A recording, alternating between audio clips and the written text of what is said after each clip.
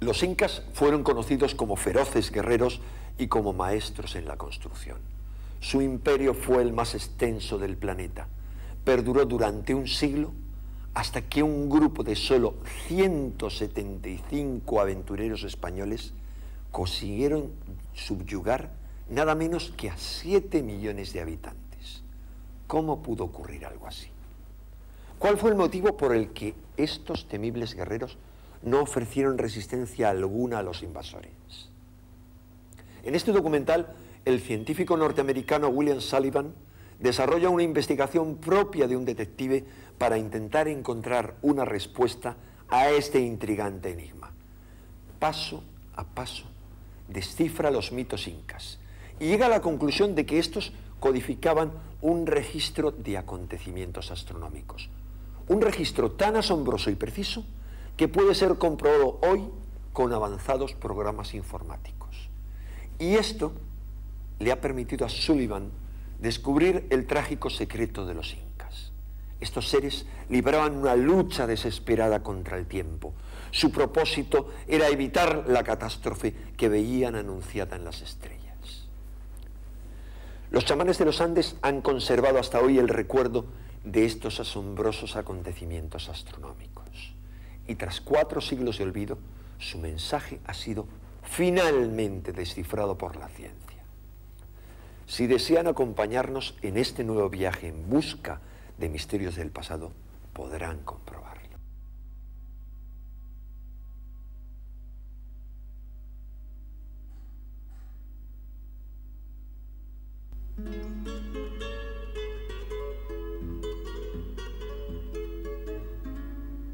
Sol radiante de los Andes, tú que caminas por el mundo. Este relato está impregnado por una emoción que raya en el desaliento, por la indiferencia del mundo contemporáneo respecto al pasado. Y este sentimiento es como una sutil opresión. No nos perdamos, no nos olvidemos de los que se han ido antes, porque sin conocerlos a ellos, ¿cómo puede usted saber quién es? En 1532, la oscuridad envolvía un continente entero. En pocos días, el mayor imperio de esa época se desmoronaba cuando 170 conquistadores irrumpieron en la historia de América.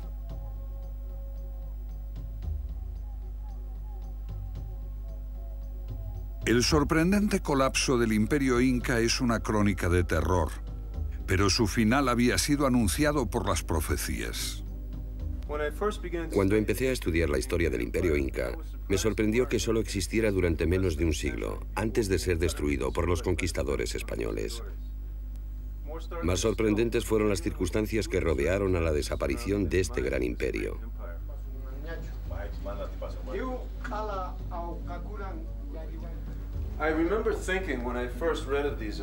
Cuando leí por primera vez lo que había pasado, pensé, ¿cómo puede ocurrir?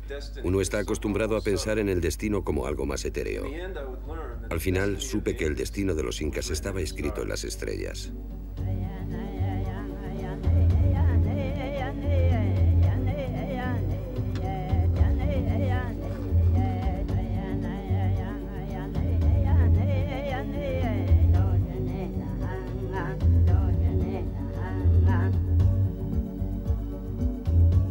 Durante el día, en las tierras altas de Perú y Bolivia vibraba una canción incontrolable.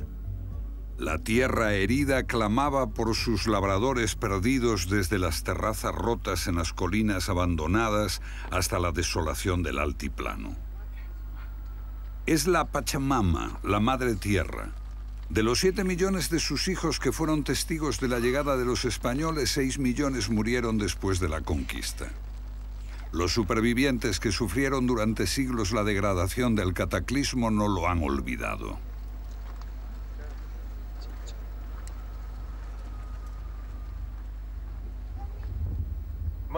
Mucho de lo que sabemos sobre el Imperio Inca proviene de los cronistas españoles. Los incas no habían desarrollado la escritura y muchos piensan que solo tenían una idea muy vaga de su propia historia. Pero nada más lejos de la verdad. Para situar su propia historia en el río del tiempo, los incas crearon sus propias embarcaciones, los mitos.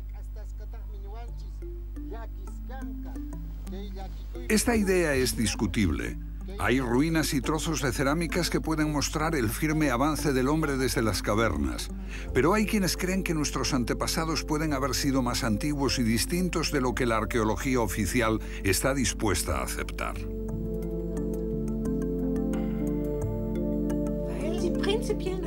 Durante un centenar de años, todos los estudiosos consideraron que nuestros antepasados eran los chimpancés. Cuando Darwin llegó con su maravillosa evolución, cometieron el error de pensar: déjenme amarrar mi pequeña barca detrás de este gran barco. Y así navegamos. Pero la teoría de la evolución está pensada solo para organismos, y nuestros antepasados no eran amebas. Hace 10 años, Herta von Degen escribió un libro demostrando que nuestros antepasados poseían sorprendentes conocimientos sobre astronomía, ocultos y codificados en sus mitos, un conocimiento hasta ahora ignorado. Lo que está en cuestión aquí es toda la historia de la civilización. Puede que no haya ido en línea recta desde los estúpidos hombres de las cavernas hasta nosotros, los listos, con nuestra bomba de hidrógeno y dentífricos a rayas. John West aplicó la geología, la astronomía y los mitos para descubrir que la esfinge de Gizeh debe de tener algunos miles de años más de lo que creen los egiptólogos.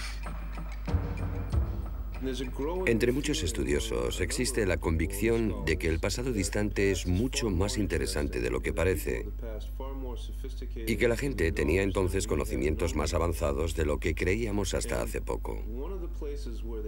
Un aspecto al que dedicaron sus esfuerzos fue el estudio del cielo. Y actualmente disponemos de una gran capacidad para recuperar esta información incrementada con las posibilidades que nos ofrecen los ordenadores digitales. Bill Sullivan detecta en los mitos una precisión de conocimientos tan sofisticados como los monumentos de piedra de los incas.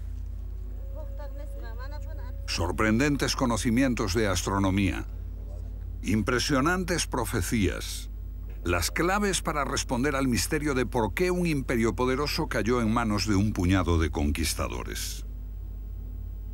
5 años antes, el último inca auténtico había profetizado la pérdida del imperio cuando agonizaba.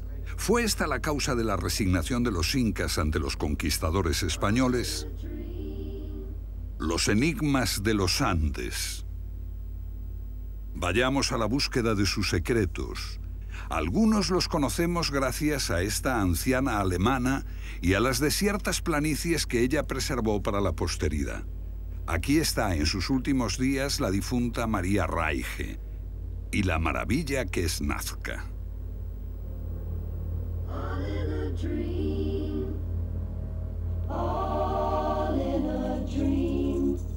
Un desierto cubierto de inmensas líneas y figuras muy antiguas.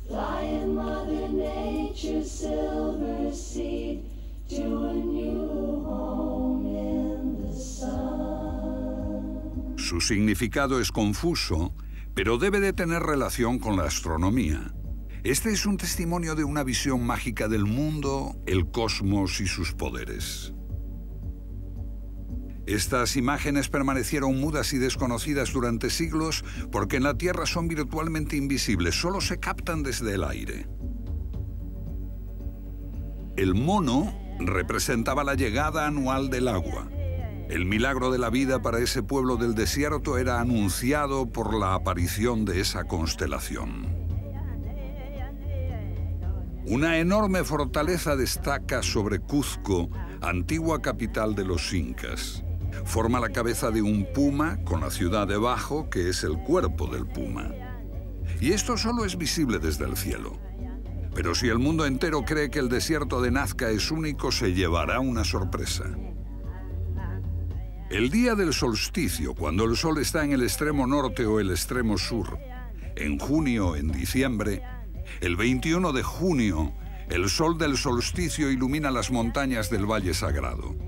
Aquí, el investigador peruano Fernando Elorrieta descubrió una pirámide con una base 28 veces más grande que la Gran Pirámide de Gizeh, diseñada para permanecer invisible.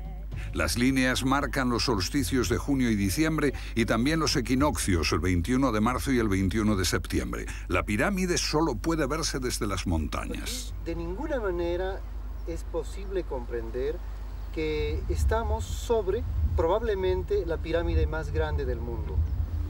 Esta es la ventana donde ingresa la luz del sol en el amanecer de junio 21. Es un inmenso reloj de sol y de la eternidad. Los andinos no tratan de dominar a la naturaleza, sino de vivir en total armonía con una de las geografías más diversas del mundo. Lo fundamental fue crear, diseñar testimonios que vincularan al hombre con el cosmos. Y solo las personas especializadas, no las personas profanas, podían comprenderla. Los secretos de una élite de sacerdotes y de nobles. El 21 de junio se reunían aquí para contemplar un puma que aparecía en el solsticio, hasta que los españoles le cortaron la cabeza.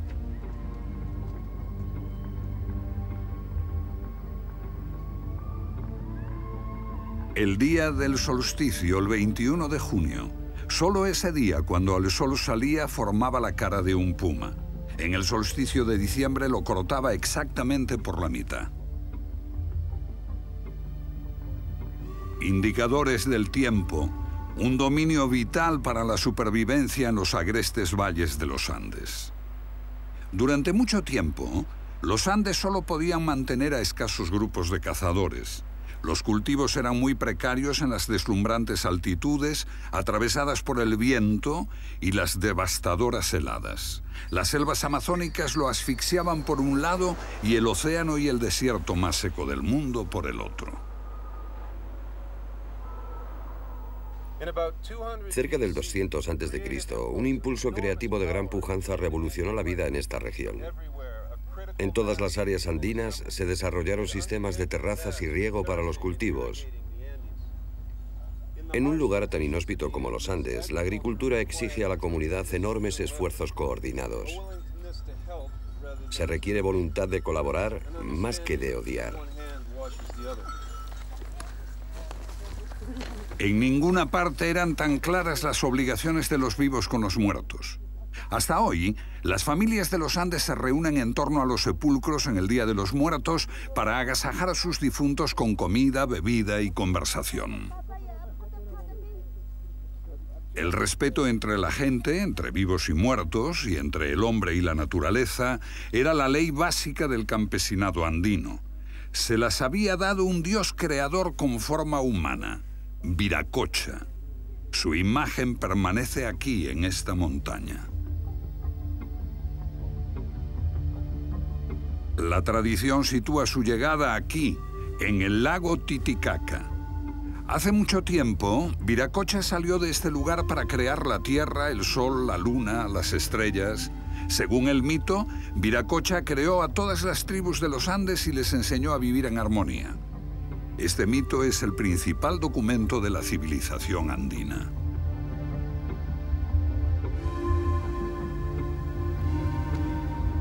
Cada tribu poseía un lugar propio llamado Pacarina. Podía ser una fuente, una caverna o una colina, de la cual habían emergido los ancestros de cada tribu, llegados desde el lago Titicaca y enviados por el dios Viracocha para poblar los Andes. La Pacarina era como el título de propiedad de una tribu.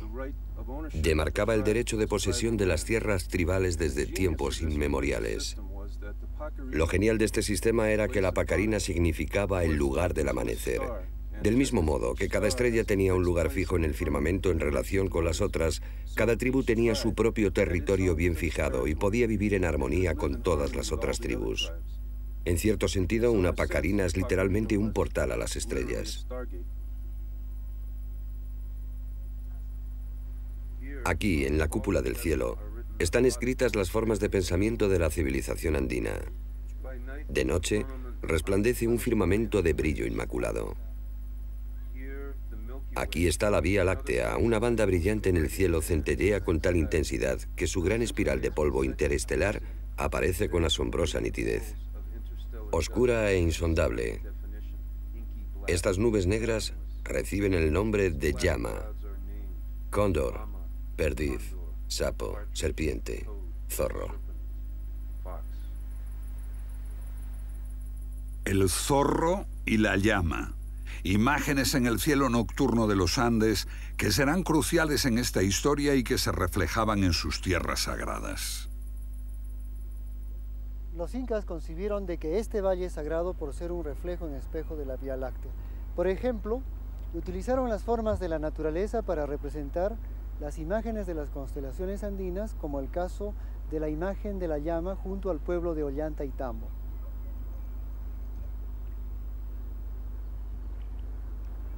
Al igual que los antiguos egipcios, que veían al Nilo como una vía láctea terrestre y construyeron sus pirámides como un reflejo de Orión, la constelación del dios Osiris, también los incas veían a su valle sagrado como un reflejo de la Vía Láctea y utilizaban la naturaleza para configurar constelaciones. Por ejemplo, Hampatu, el sapo.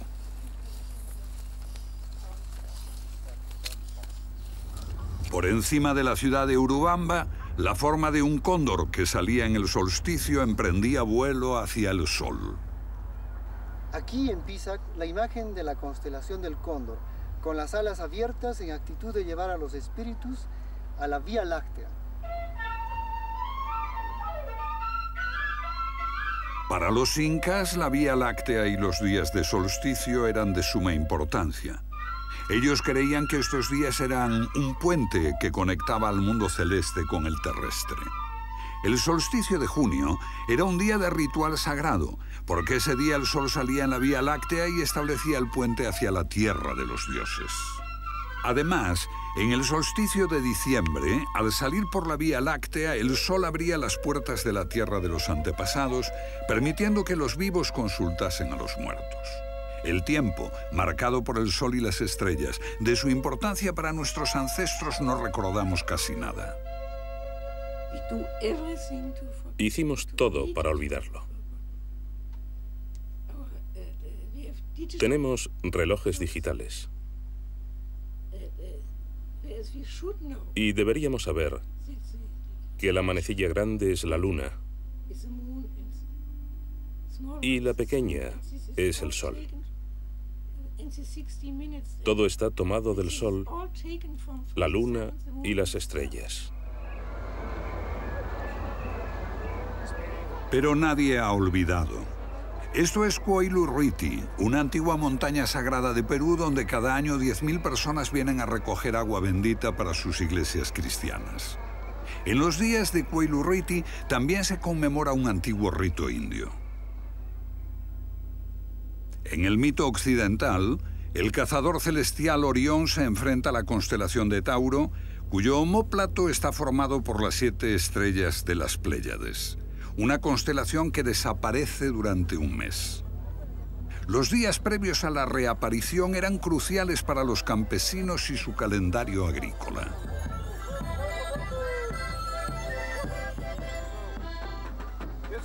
Es el 7 de junio y esta gente viene a celebrar la salida de las Pléyades. Pero la fecha varía a lo largo de extensos periodos de tiempo y es un factor de crucial importancia en este relato. Porque nos lleva a otra época lejana, cuando los pueblos de los Andes experimentaban un Pachacuti, el fin de un mundo.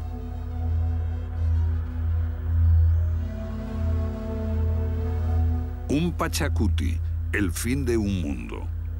El temor por el Pachacuti y la creencia de que podían verlo escrito en las estrellas es el punto central en la investigación del escritor estadounidense William Sullivan. La llegada de los españoles constituye un Pachacuti para los incas y los Andes, el fin de su mundo.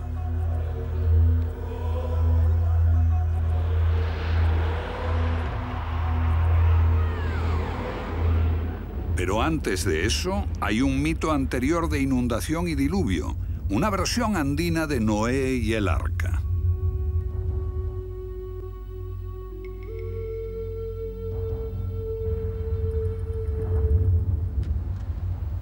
En este mito, la llama dice al pastor que lleve a los animales hasta la cima del monte Vilcacotto, señalando a las Pléyades que se elevan sobre la montaña. Advierte al pastor que en un mes se producirá la inundación. Y mientras suben las aguas, la cima del monte se llena de animales. Ese zorro resbala y se moja la cola, por eso la cola del zorro es negra. En el mito, las enormes montañas como el Vilcacotto simbolizan el solsticio de invierno. Y así sabemos que buscamos justamente lo que dice la llama, la época en que las Pléyades se alzaban exactamente un mes antes del solsticio del 21 de junio.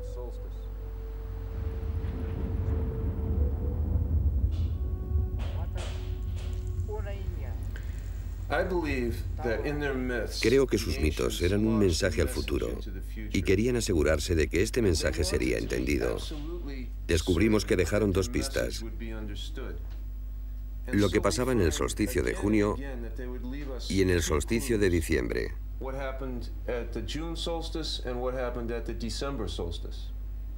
Ahora el ordenador nos muestra los cielos en el pasado.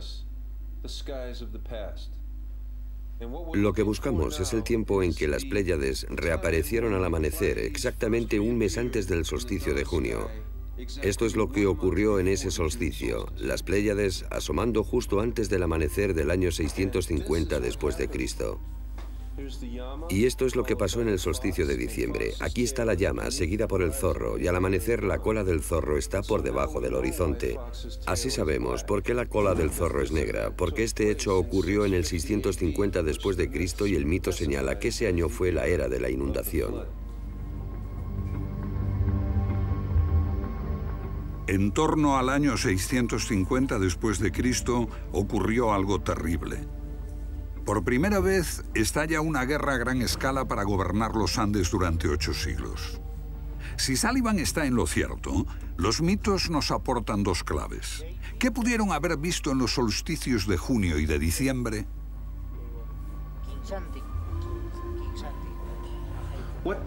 ¿Qué terrible acontecimiento hizo que los astrónomos andinos se fijasen en el cielo?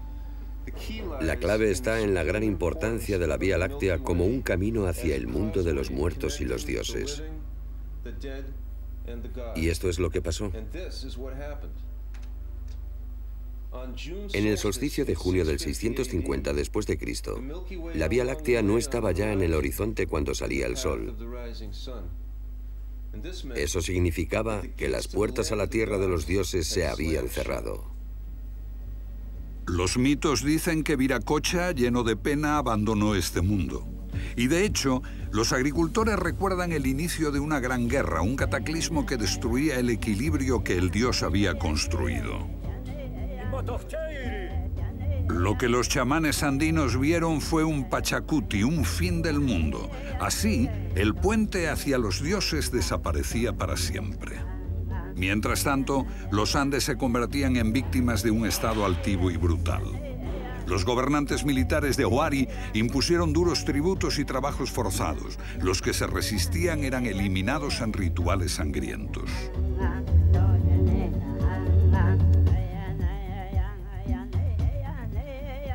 Estas interminables paredes de piedra cuentan la historia de la pesadilla que se precipitó en los Andes. Los señores de Huari obligaron a los campesinos de esta región a que las construyeran. Numerosas barracas como campos de concentración, donde los funcionarios de Huari podían vigilar el trabajo forzado, recaudar impuestos y controlar la producción de objetos de lujo. Las tierras altas andinas implosionaron, tribu contra tribu, valle contra valle. Surgió una nueva élite, los guerreros, cuyo objetivo era someter a los campesinos y perpetuar la guerra a sus expensas. Los campesinos se consideraban descendientes de las estrellas. Los guerreros se comparaban con los planetas, libres para vagar entre las estrellas. Los estudiosos afirman que los pueblos andinos no conocían los planetas, pero en este cielo cristalino parece difícil pasarlos por alto. Un cronista hizo una lista con todos sus nombres y tenían un sorprendente parecido con los dioses planetarios de Grecia y Roma. Chaska Collior, la bella mujer de pelo rizado, era Venus. Aucha, el dios del tiempo, la justicia y la recompensa, era Saturno. El dios de la guerra, Acayoch, era Marte. Cuatahuililla, el mensajero, era Hermes o Mercurio. Y Pirúa, de donde puede venir el nombre de Perú, era el rey, el dios supremo, Júpiter. En este periodo, Viracocha, el dios que se había marchado, también fue visto bajo otro aspecto. Estos son restos de un templo inca dedicado al dios supremo Viracocha. Los españoles creyeron que esta era una palabra inca que significaba lejos desde el mar. Pero los incas se rieron porque la palabra viene de una región totalmente distinta y de una lengua que se hablaba en el lago Titicaca, donde se originaron los dioses. Y allí significa plano inclinado del mar celestial, pero ¿inclinado en relación a qué? Lo que se indica es la trayectoria descrita por el ecuador del Sol respecto al plano del ecuador terrestre. Y la posesión de este conocimiento era la clave para entender la precesión y el movimiento de las estrellas. El fenómeno astronómico de la precesión era el gran misterio que fascinaba a nuestros antepasados y no es difícil explicar. ¿Lo recuerda?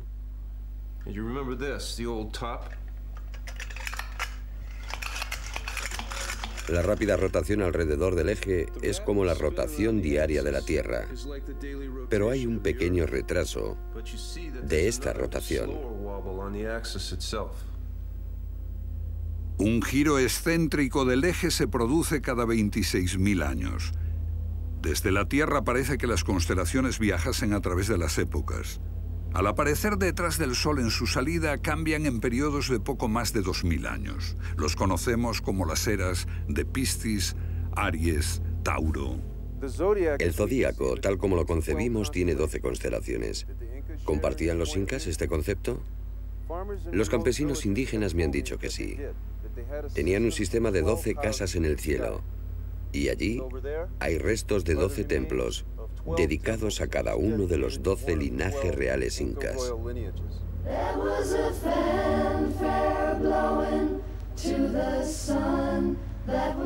Los símbolos son distintos, pero el significado parece el mismo. El dios Viracocha se convierte en el regidor de este eterno movimiento y se identifica con Saturno, como ocurre en el mito griego con Van Di, el dios creador de China, dioses que distribuyen el tiempo y la precesión.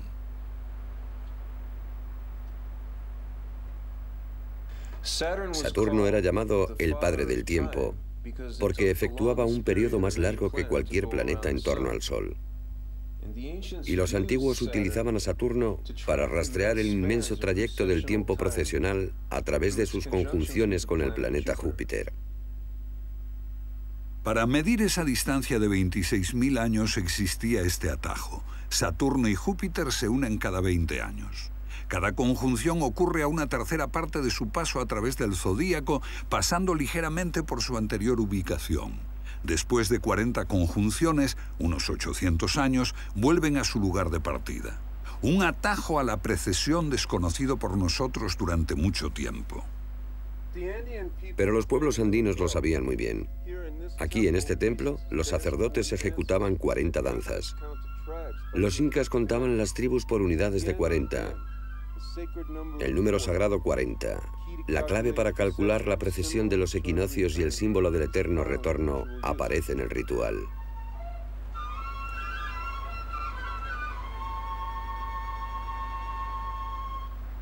Desde la ciudad de Cuzco se difundían 40 líneas rectas a partir de dicho centro.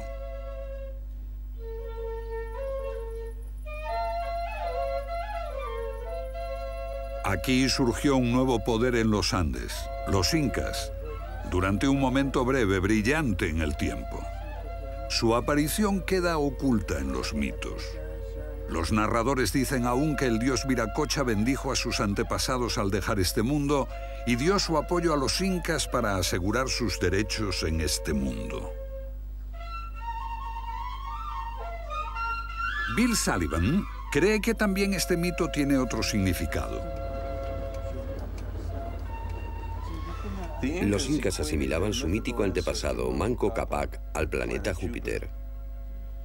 Y el mito señalaba una conjunción de Saturno y Júpiter que anuncia al mundo entero cómo los incas, con la bendición de Viracocha, habían llegado para gobernar en los Andes.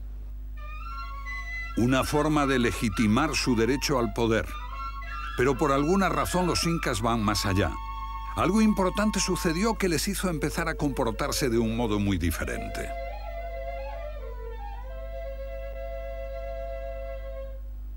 Según una tradición, el imperio inca nació bajo la sombra de una profecía.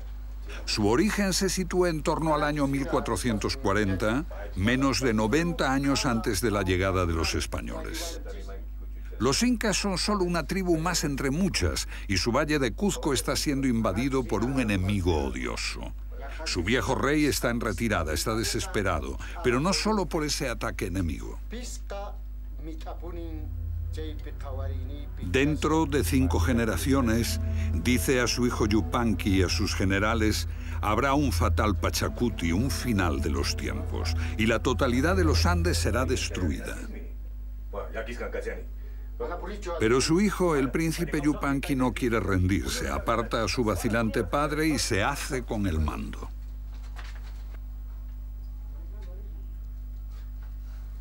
Al contrario que su padre, Yupanqui no estaba dispuesto a aceptar la derrota. Propuso algo diferente, una visión revolucionaria, crear un imperio del sol. Esto suponía embarcarse en una misión sagrada, salvar de la extinción a la civilización andina. Los cronistas rechazan esto como una fantasía. Pero si esta profecía existió de verdad, su impacto pudo ser un motivo poderoso para explicar qué ocurrió.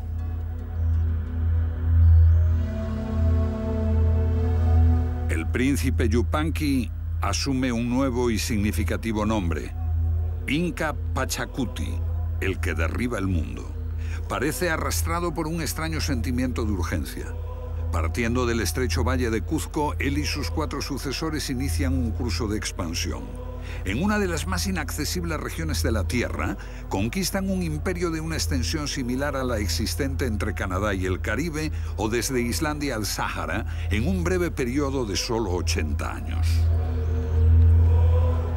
Abolieron horrores tales como el canibalismo y la explotación de los campesinos por la clase guerrera y restauraron la paz después de 8 siglos de continuas luchas. Así se impusieron sobre los otros. Llamaron a su reino el Imperio del Sol. El Inca Pachacuti no pudo recuperar la antigua paz de Viracocha. Favorecer a los campesinos oprimidos podía crear conflictos con los guerreros. Para evitarlo, ofreció a estos últimos el prestigio de participar en la creación del Imperio del Sol. Y así, la trayectoria de los guerreros se iluminaba con las imágenes del Sol y de brillantes estrellas y planetas. Existía un sentido y un objetivo. En todas las empresas de los incas había un reconocimiento de profunda tristeza, como también un sentido de la belleza y un placer en el riesgo ante la posibilidad de una tragedia. Si había que luchar en muchas batallas, había que superar muchos obstáculos, pero por encima de todo, había un extraño y poderoso carisma que defendía a los pueblos andinos que tenían su centro en el Cuzco.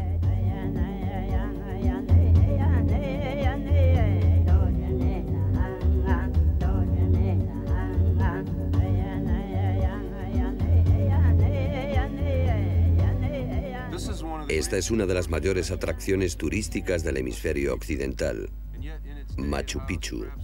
¿Pueden imaginar el aspecto que tenía esta ciudad inca en sus días de esplendor?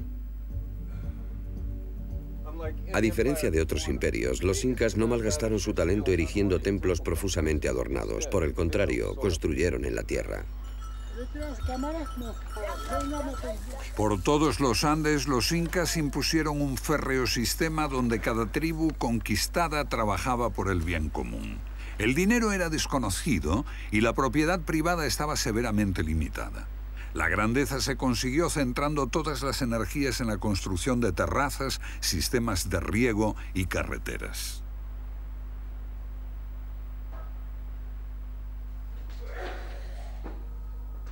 Aquí, para provecho de los viajeros, los incas construyeron un refrigerador natural. Afuera el sol está en su cenit, pero dentro la temperatura es 20 grados más fresca.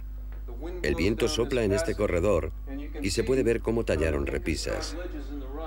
Ponían tablas encima y allí guardaban alimentos. El viento soplaba por arriba y por abajo, refrescando y secando esos alimentos. Al intentar restablecer la armonía de los tiempos de Viracocha, su principal preocupación era la restauración de la magnificencia perdida. Para crear un imperio que no conociese el hambre, construyeron almacenes de alimentos en todas partes.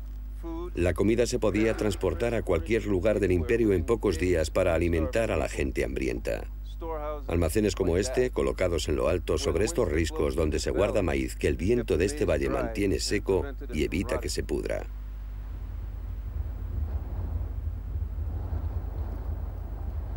Con el mismo espíritu, los incas trabajaron sin descanso para desarrollar mejores tipos de cultivo.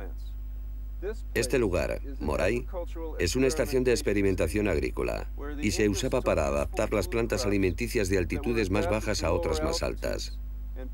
La planta se cultivaba abajo y cada año se subía un poco hasta llegar a lo alto. Así se preparaban cultivos genéticamente modificados para resistir las condiciones de las zonas altas.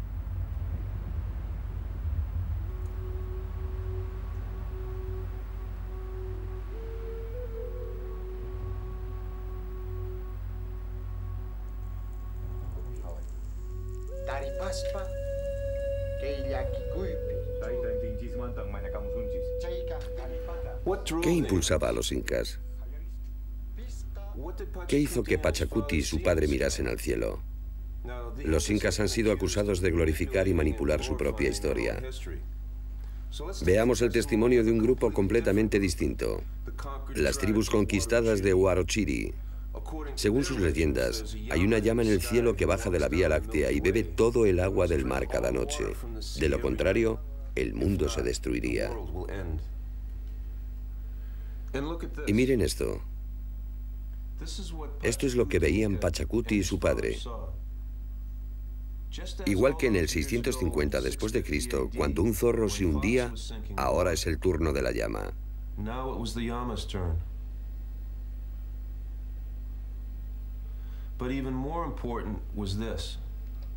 Pero aún más importante es esto que veían los sacerdotes astrónomos. La trayectoria del Sol a punto de separarse de la Vía Láctea. Este sería el puente que llevaba a la tierra de los antepasados, lavados en las riadas del tiempo. ¿Era esta la profecía? ¿Que el muerto ya no volvería más para instruir a los vivos? ¿Fue esta la terrible debilidad de los incas, la certeza de que una catástrofe cósmica llegaría de los cielos? Pachacuti no podía permanecer impasible mientras su tradición sagrada corría peligro. Si era cierto que los hechos en el cielo influían en la tierra, ¿era posible lo contrario? ¿Podían las acciones humanas alterar el curso de las estrellas? Yo creo que era así como Pachacuti concebía la guerra. Una guerra contra el tiempo, porque el tiempo era despiadado. Y por eso había que detenerlo. Yo no conocería esta historia si no hubiese dado con la crónica española del sacerdote Martín de Murúa, uno de los pocos conquistadores que vio los hechos desde la perspectiva de los indios. En esta crónica, Sullivan encuentra más evidencias que avalan su postura. Martín de Murúa registró una leyenda del comienzo del reinado del Inca Pachacuti. En ella, un anciano con barba provoca grandes lluvias que amenazan con ahogar a Cuzco, haciendo sonar la sagrada caracola. El Inca Pachacuti va a buscarlo. Todo esto puede reflejar un acontecimiento histórico. Fuertes lluvias amenazaban la capital del Cuzco. Pero el mito menciona también un acontecimiento astronómico. Se trata de la conjunción de los planetas Júpiter y Saturno. La verdadera alarma para los incas era que esta conjunción de planetas tuviese lugar en el mismo punto que en el 650 después de Cristo. Habían pasado 40 conjunciones y ahora Saturno y Júpiter ocupaban justamente el mismo lugar en el cielo. La misma conjunción que 8 siglos antes había anunciado el colapso inminente del mundo anterior. Como todo andino, Pachacuti creía que las señales del cielo anunciaban lo que pasaría en la Tierra. Pero si cambiaban los hechos en la Tierra, ¿se podría alterar el curso de las estrellas? Por ejemplo, si él podía impedir que el mundo cayese en el caos y en el derramamiento de sangre y restauraba el orden de Viracocha en la Tierra, ¿podrían los cielos evitar sus fatales conjunciones? ¿Se podía eludir el destino? Martín de Murúa cuenta que así lo hizo emprendiendo una reforma religiosa. Pachacuti transformó la ciudad de Cuzco en el ombligo de la tierra, con el sol como centro de la religión. El Coricancha, el templo del sol de Pachacuti, estaba revestido en oro, y de aquí salían 40 rayos llamados seques, que señalaban al horizonte. Junto a estas líneas hay santuarios naturales, y cada tribu era responsable del mantenimiento de uno de esos santuarios. Y así, como si fuera una telaraña gigante, todos los pueblos tribales de los Andes, los descendientes de las estrellas, estaban ligados con el sol que ocupaba el centro. Y él instituyó esto, la Intihuatana, que literalmente significa para amarrar el sol. ¿Pero amarrar el sol para qué? Para ligar con la religión solar a todos los pueblos tribales de los Andes. Cada tribu descendía de una estrella propia. Si las estrellas no podían moverse en relación al sol, entonces ellos podían ganar la guerra contra el tiempo.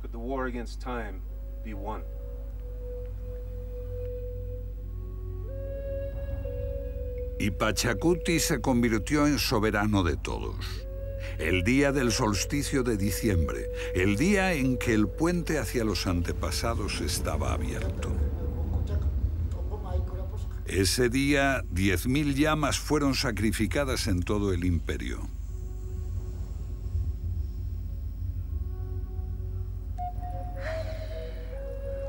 Su sangre fue bendecida y colocada en pequeños cuencos de cerámica. Los mensajeros llevaron los cuencos a todo el imperio para arrojarlos en la cima de cada colina o montaña.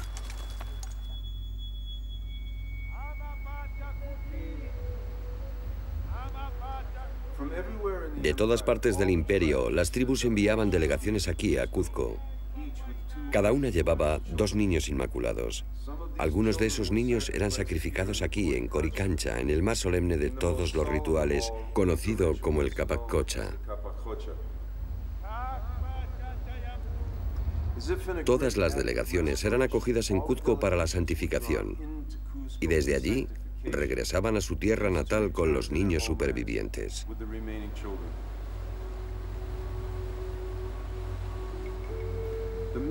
El significado del Capac Cocha había sido un enigma desde el principio. Yo creo que su secreto está en el significado de la misma palabra. Capac era el rey sacerdote y astrónomo, y Cucha significa súplica, la súplica del rey, porque era gracias a esta súplica del Inca que los niños sacrificados viajaban a las estrellas.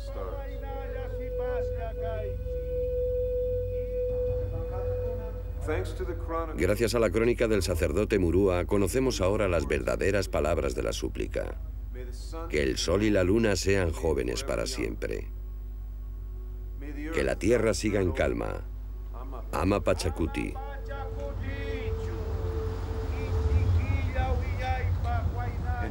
Y que haya paz. Pero con todo un imperio bajo control y en paz, ¿dónde estaba la guerra? Creo que existía solo una guerra para los incas, la guerra contra el tiempo. A lo largo de las sendas que partían de la sagrada Cuzco, atravesando montañas y hondonadas en continuas líneas rectas, los niños acudían al sacrificio.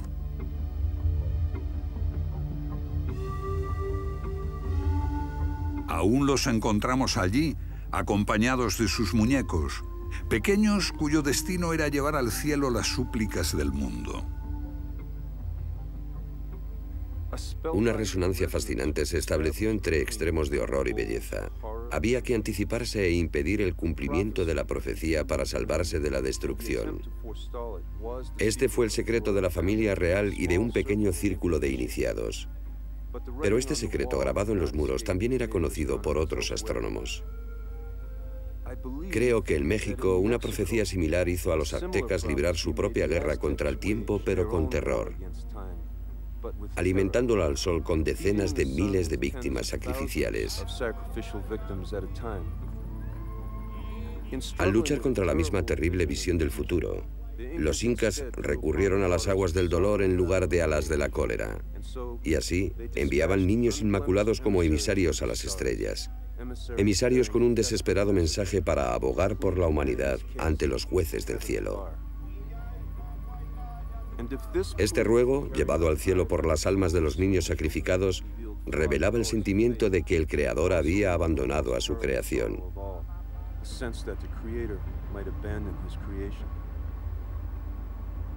Esto, creo, fue la estrategia desesperada que los incas aplicaron para evitar el fin del mundo. Pero si quieren hacer reír a Dios, cuéntenle sus planes.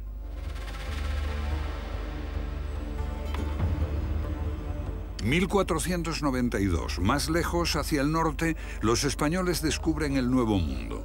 Y poco después, el imperio azteca de México, desconocido por los incas, es aniquilado. Solo unas décadas después de que el gran inca Pachacuti fundase el imperio inca, el más grande de su tiempo.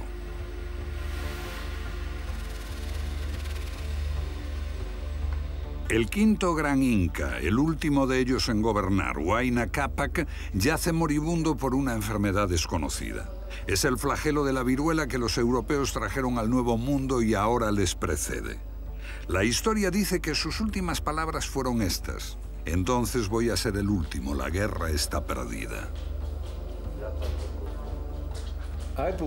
Creo que lo que realmente le conmovió fue lo mismo que el inca Pachacuti había visto y temido: el camino del sol, partiendo de la Vía Láctea, y la creencia de que la entrada en la tierra de los muertos, en el mundo de los antepasados, estaba cerrada. Y este hecho se acentuaba por una única conjunción de los 5 planetas visibles, un hecho registrado hasta en China. Venus y Mercurio se unían con Júpiter y Saturno, y con Marte, el planeta rojo de la guerra. Los otros 4 no se detendrían, pero Marte se quedaría rezagado en el cielo y contemplaría la destrucción inminente.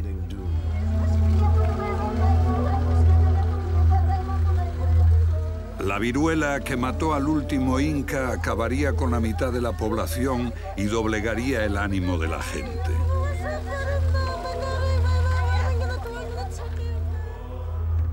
La aparición del fenómeno que hoy conocemos como la corriente de El Niño azota el país y destruye las tierras costeras. Estalla una guerra civil entre los aspirantes a reinar, destruyendo la confianza de la gente en un liderazgo justo. Solo entonces llegaron los conquistadores españoles.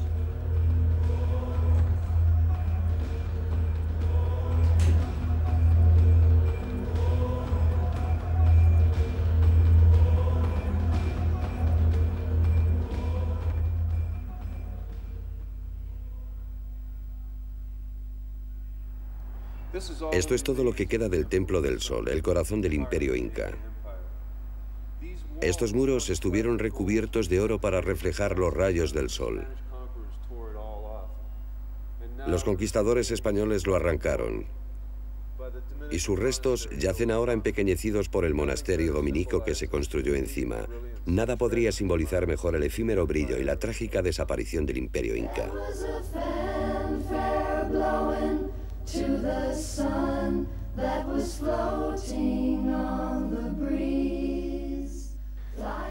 Los chamanes andinos fueron aniquilados, torturados, mutilados, golpeados hasta la muerte, desmembrados, quemados vivos. El gran río del conocimiento que fluía por los Andes quedó agotado, reducido a polvo, a una caricatura de sí mismo. Los exterminadores contaban con delatores, hombres pequeños con rencores pequeños, hombres asustados agarrados a las negras faldas de los curas. Mientras la voz de los Andes se silenciaba, lo que quedó fue un legado, relatos deformados por el tiempo, mensajes codificados, mitos.